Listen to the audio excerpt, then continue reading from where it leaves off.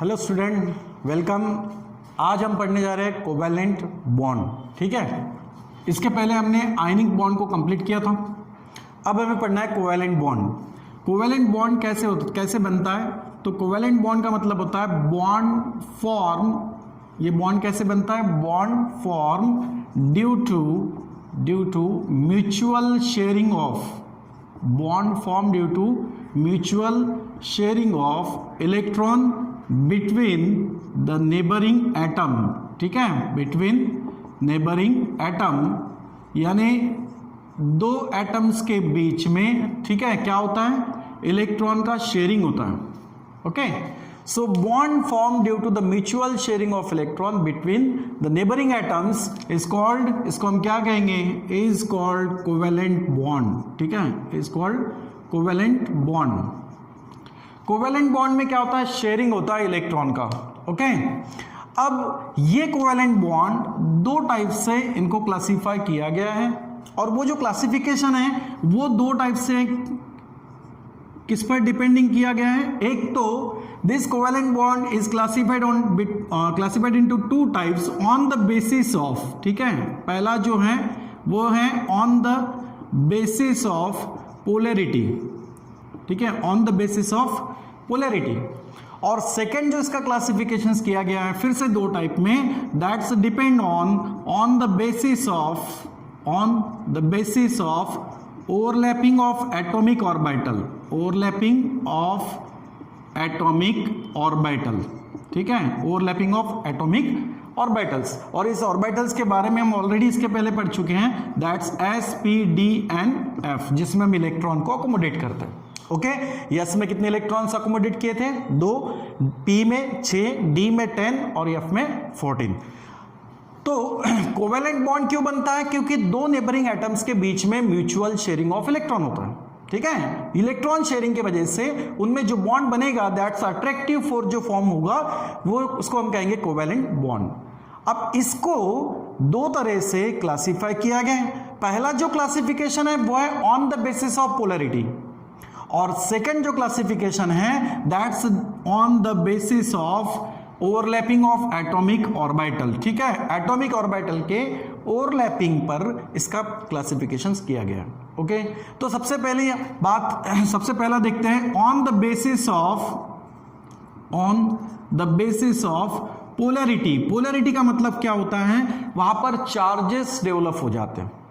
अब ये कौन से नेबरिंग एटम्स होंगे, कौन से एटम्स होंगे जिनमें कोवैलेंट बॉन्ड जो है ये पोलैरिटी से क्लासिफाई किया जाएगा? तो on the basis of this polarity the covalent bond is of two types. मतलब यहां पर आपको दो टाइप्स के कोवैलेंट बॉन्ड मिलेंगे। सो टाइप्स ऑफ कोवैलेंट बॉन्ड। ठीक है, किस बेसिस पर बता रहे हैं हम? पोलैरिटी के बेसिस पर बता रहे हैं। So on the basis of polarity the types of covalent bonds are two. इसमें दो टाइप्स के कोवैलेंट बॉन्ड होते हैं। ओके, सबसे पहला जो है that's a polar covalent bond. ठीक है, पहला क्या है? Polar covalent bond. Polar covalent bond. अब पोलर किसको कहा जाएगा? जिसमें पोलैरिटी डेवलप होगी या जिसमें चार्जेस डेवलप होंगे। ठीक है, अब ये किसमें हो सकता है? जैसे कि फॉर एग्जांपल हम बात करते हैं, for example hydrochloric acid molecule. अगर हम HCl मॉलिक्यूल्स की बात करते हैं, ओके, यहां पर नेबरिंग एटम कौन कौन है? हाइड्रोजन है, उसका नेबरिंग कौन है? क्लोरीन है। ओके, अब ये क्या करते हैं? हाइड्रोजन और क्लोरीन बॉन्ड बनाते वक्त इलेक्ट्रॉन को क्या करते हैं? शेयर करते हैं। ओके, उनके बीच म्यूचुअल शेयरिंग होता है। जैसे कि हाइड्रोजन का एटॉमिक नंबर कितना है? 1। ठीक है, तो और क्लोरीन का एटॉमिक नंबर कितना है? 17। इलेक्ट्रॉनिक कॉन्फ़िगरेशन इसका क्या होगा? ओनली 1 इलेक्ट्रॉन है, और क्लोरीन के पास में 17 से इलेक्ट्रॉनिक कॉन्फ़िगरेशन बन जाएगा 287। होता क्या है? हाइड्रोजन अपना एक इलेक्ट्रॉन क्लोरीन के एक इलेक्ट्रॉन से क्या करता है? शेयर करता है, और इस शेयरिंग के वजह से हाइड्रोजन का डुप्लेट कंप्लीट होता है और क्लोरीन का ऑक्टेट, जिससे वो स्टेबिलिटी अटेन कर सकते हैं। ठीक है, इनर्ट गैस जैसा उनका स्टेबिलिटी हो सकता है। तो हाइड्रोक्लोरिक एसिड में हाइड्रोजन अपना एक इलेक्ट्रॉन क्लोरीन के एक इलेक्ट्रॉन से क्या करता है? शेयर करता है। दोनों शेयरिंग कर रहा है, that's a mutual sharing of electron. Okay, तो ये जो क्लोरीन के आउटर मोस्ट शेल में 7 इलेक्ट्रॉन है, इसमें से वो एक इलेक्ट्रॉन हाइड्रोजन के इलेक्ट्रॉन से शेयर करेगा और जिसकी वजह से इसमें क्या होगा, कोवेलेंट बॉन्ड बनेगा। ओके बाकी जो बचे 6 इलेक्ट्रॉन्स हैं वो क्लोरीन के पास में पेयर के फॉर्म में होते हैं। ओके तो हुआ क्या, हाइड्रोजन ने अपना एक इलेक्ट्रॉन क्लोरीन के एक इलेक्ट्रॉन से शेयर किया, म्यूचुअल शेयरिंग हुआ। लेकिन इस शेयरिंग में होता क्या है, फैमिली किसकी बड़ी है, क्लोरीन की, ठीक है 17 इलेक्ट्रॉन्स है, फैमिली बड़ी है। और दूसरा इसके आउटर मोस्ट शेल में 7 इलेक्ट्रॉन्स है, ये स्टेबिलिटी अटेन कर सकता है, इसको एक ही इलेक्ट्रॉन की जरूरत है। और सबसे मतलब क्लोरीन की डिमांड जो होती है वो हाइड्रोजन से भी ज्यादा होती है, इसको हम इलेक्ट्रोनेगेटिविटी कहते हैं। इलेक्ट्रॉन अट्रैक्ट करने की कैपेसिटी, इलेक्ट्रॉन अट्रैक्ट करने की उसकी टेंडेंसी, उसको हम इलेक्ट्रोनेगेटिविटी कहते हैं। क्लोरीन की टेंडेंसी बहुत ज्यादा होती है इलेक्ट्रॉन को अट्रैक्ट करने की, किससे, एज कंपेयर टू हाइड्रोजन। तो क्लोरीन क्या करेगा, क्लोरीन की इलेक्ट्रॉन अट्रैक्ट करने की कैपेसिटी जिसको हम इलेक्ट्रोनेगेटिविटी कहते हैं वो ज्यादा होती है। और इस वजह से क्या होता है, इस वजह से ये जो इलेक्ट्रॉन पेयर हैं, ठीक है हाइड्रोक्लोरिक एसिड में, मैं नीचे बता देता हूं, हाइड्रोक्लोरिक एसिड मॉलिक्यूल में यहां पर जो इलेक्ट्रॉन की पेयर है, ये इलेक्ट्रॉन पेयर शिफ्ट होती है स्लाइटली, किसके तरफ, क्लोरीन की तरफ। क्यों, क्योंकि इन दोनों में से इलेक्ट्रॉन को कौन अपने तरफ ज्यादा खींच रहा है, क्लोरीन, क्योंकि इसकी इलेक्ट्रोनेगेटिविटी क्या है, ज्यादा है, किसके कंपैरेटिवली, हाइड्रोजन के।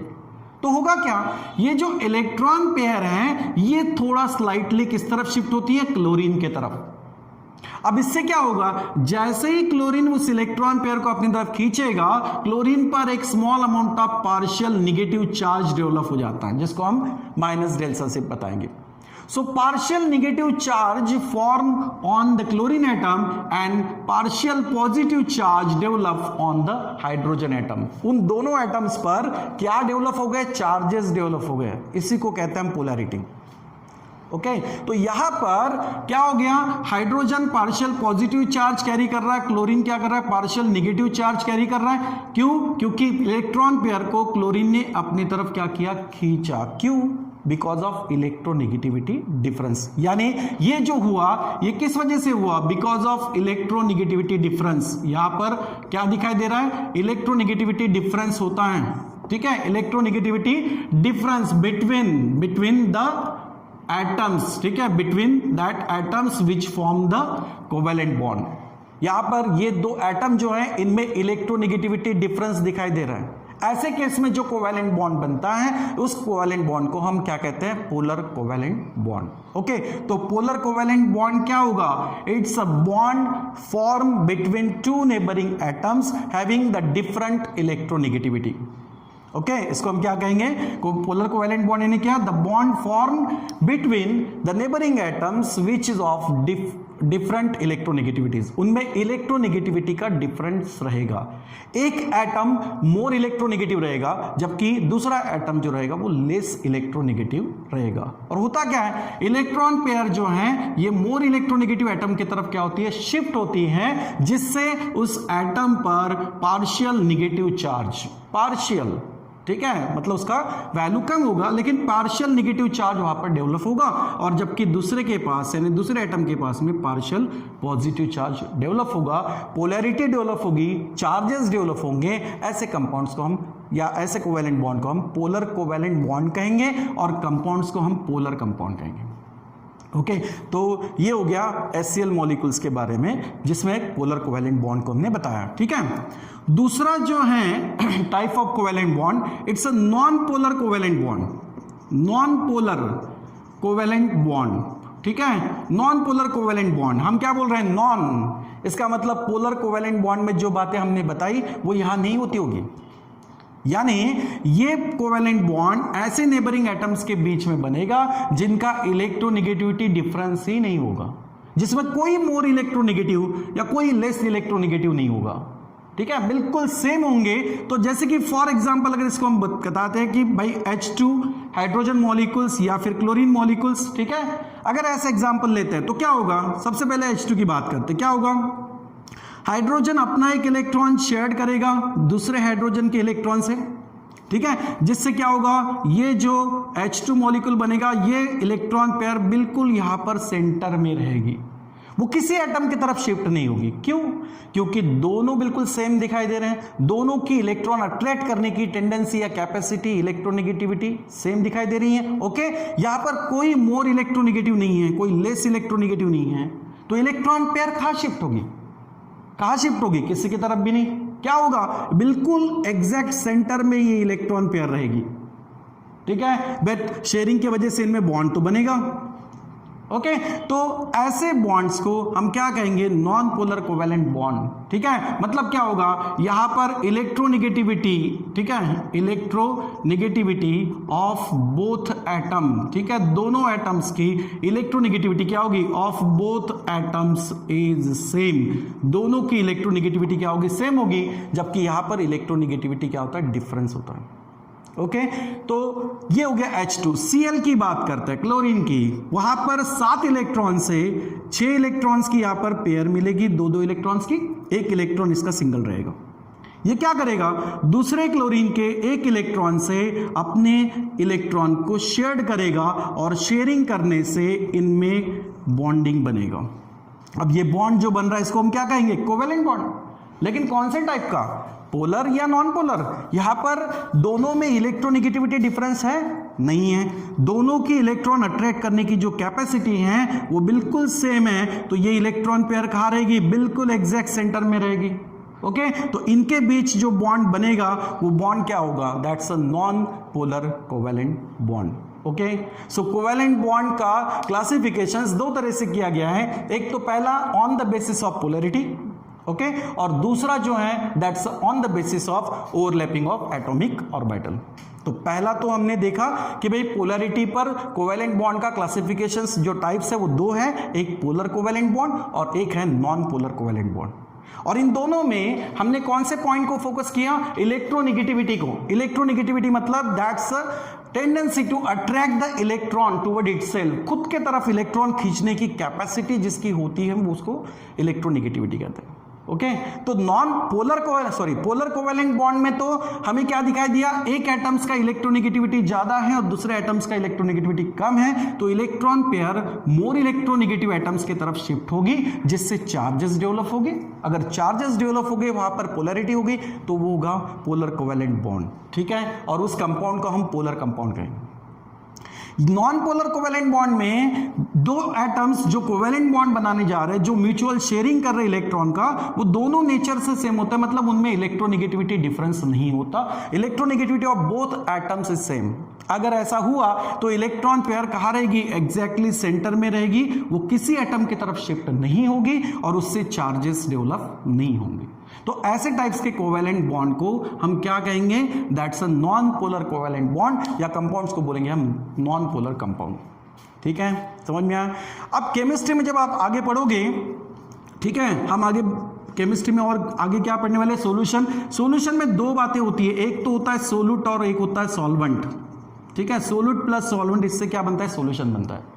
देखो, हम बोलते हैं कि भाई वाटर ऐसे एक यूनिवर्सल सॉल्वेंट है जिसमें बहुत सारी चीजें डिसॉल्व होती है। एक्चुअली डिसॉल्व फिनोमिना क्या होता है? डिसॉल्व फिनोमिना केमिस्ट्री में ऐसा है, लाइक डिसॉल्व लाइक। ठीक है, केमिस्ट्री में हम ऐसा फिनोमिना यूज करते हैं, कौन सा? Like dissolve like. इसको आप ऐसे बोल सकते हो, जैसे को तैसा। इसका मतलब क्या होता है? इसका मतलब अगर सोल्यूट पोलर हो तो वो पोलर सॉल्वेंट में अच्छे से डिसॉल्व हो जाएगा। अगर नॉन पोलर सोल्यूट हो तो वो नॉन पोलर सॉल्वेंट में अच्छे से डिसॉल्व हो जाएगा। तो मतलब यहां पर पोलर नॉन पोलर की बात आएगी। ओके, इसीलिए मैं बोल रहा हूं कि आगे हमने जो भी आगे केमिस्ट्री में पढ़ना है उसके लिए कुछ बेसिक बातों को हम पढ़ लें, कि कभी पढ़ने में अगर वो वर्ड भी आए तो हमें उसके बारे में समझना चाहिए कि भाई ये क्या है। तो पोलर, जैसे कि ये पोलर कंपाउंड हुआ, ये नॉन पोलर कंपाउंड्स हुए, तो पोलर कंपाउंड पोलर सॉल्वेंट में डिसॉल्व होगा, नॉन पोलर में सॉल्वेंट होगा, सॉरी डिसॉल्व होगा। ठीक है, इस तरीके से। तो इसीलिए कोवेलेंट बॉन्ड का हमने क्लासिफिकेशंस देखा, टाइप्स देखे on the basis of polarity. ठीक है, नेक्स्ट जो है वो नेक्स्ट क्या है? ऑन द बेसिस ऑफ, ठीक है, नेक्स्ट हमने क्लासिफिकेशंस किया है on the basis of overlapping of atomic orbital, on the basis of overlapping of atomic orbital. ठीक है, एटॉमिक ऑर्बिटल। एटॉमिक ऑर्बिटल का क्या होता है, ओवरलैपिंग होता है, मतलब जब इलेक्ट्रॉन का शेयरिंग होता है तो ऑर्बिटल्स ओवरलैप होते हैं। यहां पर भी ऑर्बिटल्स ओवरलैप होंगे, ठीक है। हाइड्रोजन का ऑर्बिटल दूसरे हाइड्रोजन के ऑर्बिटल से, क्लोरीन का ऑर्बिटल क्लोरीन के ऑर्बिटल से, या हाइड्रोजन का ऑर्बिटल क्लोरीन के ऑर्बिटल से ओवरलैप होता है। ओवरलैपिंग के वजह से उनमें एक बॉन्ड बनेगा जिसको हम कोवेलेंट बॉन्ड कहेंगे। बट ये एटॉमिक ऑर्बिटल्स की ओवरलैपिंग जो हो रही है किस तरीके से होगी? एक्चुअली ओवरलैपिंग अगर देखा जाए तो दो टाइप से होती है, ओके। एक तो होता है एक्सियल ओवरलैपिंग, और दूसरा जो ओवरलैपिंग होता है वो होता है लैटरल बोल सकते हैं, या फिर उसको साइडवाइज कहेंगे, लैटरल या साइडवाइज ओवरलैपिंग होता है, ओके। देखो, अगर मान लो कि दो गाड़ियां, दो व्हीकल्स अगर रास्ते पे एक दूसरे के बिल्कुल अपोजिट आ रही है और सीधा अगर एक दूसरे से टकरा जाए तो वो एक्सीडेंट बहुत बड़ा होगा, उसका इफेक्ट भी बहुत ज्यादा होगा अगर सीधा डायरेक्ट दोनों व्हीकल्स एक दूसरे से टकरा रही है, ठीक है। ऐसा अगर एक्सीडेंट हो जाए तो दैट्स एक्सियल, बिल्कुल सेम पाथ में। लेकिन अगर कहीं एक व्हीकल दूसरे व्हीकल से साइडली थोड़ा टच हो जाती है तो एक्सीडेंट होगा, जरूर होगा, लेकिन उसका इफेक्ट जो होगा वो कम होगा, तो वो होगा लैटरल या साइडवाइज, ओके। समझ में आया? हम किसी से टकरा जाते हैं गलती से, अगर सीधा टकराएंगे तो दोनों को उसका इफेक्ट होगा, साइडवाइजली थोड़ा सा टकरा जाएंगे तो हम बोल देंगे भाई सॉरी, वो भी बोल देगा इट्स ओके, ओके। तो इसी तरह से ऑर्बिटल्स का ओवरलैपिंग भी होता है दो तरह से, एक होता है एक्सियल ओवरलैपिंग और एक होता है लैटरल या साइडवाइज ओवरलैपिंग। जब एक्सियल ओवरलैपिंग होता है तब जो बॉन्ड बनता है वो बॉन्ड होता है सिग्मा बॉन्ड, उसको हम कहते हैं सिग्मा बॉन्ड, ठीक है। इसको इस तरीके से सिंबल सिग्मा का हम यूज करते हैं, सिग्मा बॉन्ड, और ये बॉन्ड स्ट्रांग होता है क्योंकि एक्सियल ओवरलैपिंग से।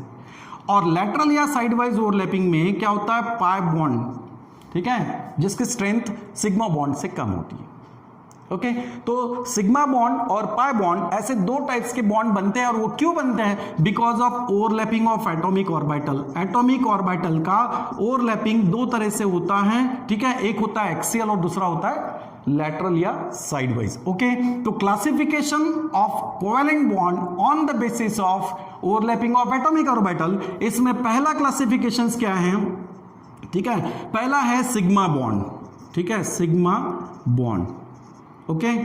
यहां पर हमने क्या बताया, polar covalent bond, non polar covalent bond. उसी तरह से इसमें पहला है सिग्मा कोवेलेंट बॉन्ड या सिग्मा बॉन्ड, ठीक है। ये क्यों बनता है? दिस बॉन्ड फॉर्म, ये जो बॉन्ड बनेगा ये कैसे बनेगा? Bond form due to axial overlapping, ठीक है, due to axial overlapping of atomic orbital, axial overlapping of atomic orbitals. Axial overlapping होगा, जैसे कि मान लो अगर हम हाइड्रोजन की बात करें, ठीक है, फॉर एग्जांपल कोई भी ले सकते हो, जैसे कि फॉर एग्जांपल हम बात करेंगे हाइड्रोजन की, ठीक है, फॉर एग्जांपल H2 मॉलिक्यूल्स के हम फॉर्मेशन की बात करेंगे, ओके। हमें तो पता है कि भाई इलेक्ट्रॉन का शेयरिंग हुआ है, कोवेलेंट बॉन्ड बना है, डेफिनेशन बताती है म्यूचुअल शेयरिंग ऑफ इलेक्ट्रॉन से कोवेलेंट बॉन्ड बनता है। हमने पोलर और नॉन पोलर तो कर दिया क्लासिफाई, अब हमें थोड़ा देखना है कि बॉन्ड कौन सा बना होगा, उसमें सिग्मा बॉन्ड बना होगा या पाई बॉन्ड बना होगा। अब सिग्मा बॉन्ड बताता है कि भाई that bond form due to the axial overlapping of atomic orbital. थोड़ा सा साइज ऑफ एटॉमिक या शेप ऑफ एटॉमिक ऑर्बिटल की बात करते हैं, शेप ऑफ एटॉमिक ऑर्बिटल, ठीक है, शेप ऑफ एटॉमिक ऑर्बिटल। इसमें शेप कैसे बनता है? अगर एस ऑर्बिटल की बात करूं तो एस ऑर्बिटल का जो शेप होता है दैट्स अ स्फेरिकल। अगर पी ऑर्बिटल्स की बात करूं तो पी ऑर्बिटल का जो शेप होता है दैट्स लाइक डम्बेल, इस तरीके से होता है, ठीक है। डी ऑर्बिटल ऐसे दिखा दो या इस तरह से दिखा दो, डम्बेल शेप होता है, ठीक है। डी ऑर्बिटल जो है, डी ऑर्बिटल और एफ ऑर्बिटल जो होती है ये डम्बेल ही होते हैं, लेकिन डी ऑर्बिटल्स में यहां पर एक सर्कल होता है। और एफ ऑर्बिटल्स की बात करेंगे तो एफ ऑर्बिटल में इस तरीके से एक के जगह पे यहां पर दो सर्कल्स होते हैं, ठीक है। इसके बारे में और डिटेल हम आगे पढ़ेंगे, लेकिन सबसे ज्यादा तो आपको मोस्टली यही ज्यादा देखने हैं, कौन से, एस एंड पी ऑर्बिटल, ठीक है। हम आगे क्या पढ़ने वाले पता है? कोवेलेंट बॉन्ड से हम हाइब्रिडाइजेशन पार्ट पढ़ेंगे, उसमें आपको इसकी जरूरत होगी, ठीक है। तो हमने सिग्मा बॉन्ड के बारे में बताया कि bond form due to the axial overlapping of atomic orbital. For example हम क्या कर रहे हैं, H2 मॉलिक्यूल्स की बात कर रहे हैं। इसकी ओवरलैपिंग बताने के लिए मुझे सबसे पहले आपको क्या बताया मैंने, shape of atomic orbital. S orbital spherical, P orbital dumbbell, D और एफ ऑर्बिटल्स डम्बेल ही होते हैं, लेकिन उसमें और बीच में होता है क्या, सर्कल जैसा होता है, ठीक है। लेकिन इंपॉर्टेंटली आपको दो ध्यान में रखने, एस एंड पी ऑर्बिटल्स के बारे में ध्यान रखना है, ठीक है। अब ये वाले जो शेप है वो आगे हम इसको अच्छे से डिटेल से पढ़ेंगे। फिलहाल तो आप दो ऑर्बिटल्स खास तौर से ध्यान में रखो, कौन से, sp, d और f का उतना काम नहीं है, ठीक है। अब ये जो H2 मॉलिक्यूल्स बन रहा है इसमें ओवरलैपिंग कौन सी हो रही है, या फिर और कौन कौन सी इसमें ओवरलैपिंग हो सकती है, ठीक है, किसमें, सिग्मा बॉन्ड में, और पाई बॉन्ड में कौन सी ओवरलैपिंग होगी। ओके, तो हम वो नेक्स्ट क्लास में डिस्कस करते हैं। यहां तक आपको समझ में आया, types of covalent bond on the basis of polarity clear हो गया है। हमें सेकंड पॉइंट क्लियर करना है on the basis of overlapping, जिसमें हमने सिग्मा बॉन्ड तक बताया। ओके, तो अपन नेक्स्ट क्लास में इसको आगे बढ़ाएंगे। ठीक है बेटा, चलो, थैंक यू।